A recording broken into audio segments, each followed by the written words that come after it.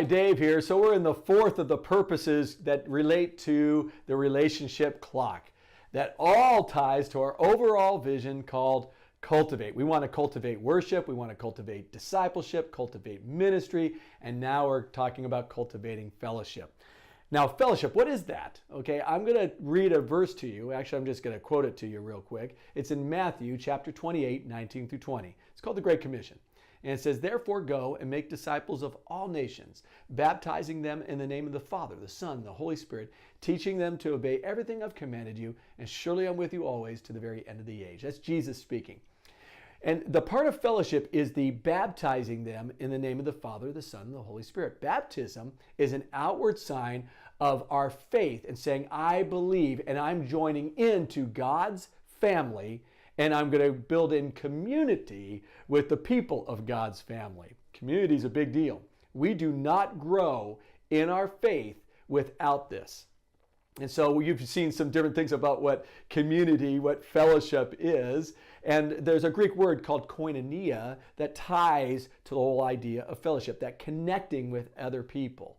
And what I want you to think about today, one, if you've never been baptized and not made that decision to follow Christ, would you consider that? Would you consider following Jesus Christ?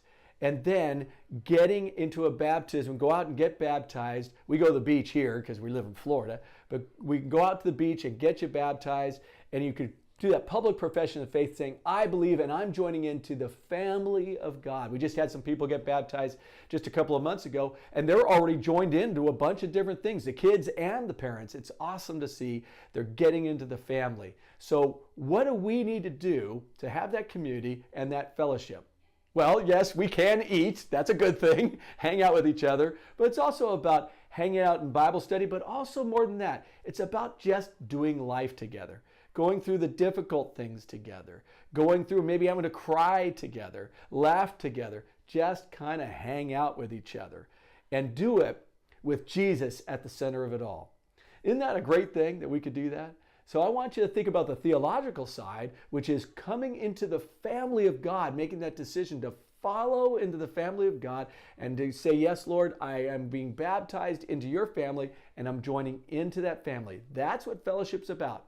Coming in, joining in, being a part of, and being in the community of God's family. So think about ways you could do that this week. Enjoy this time. You are part of God's family. Have a good time. Let's party it up. See you later.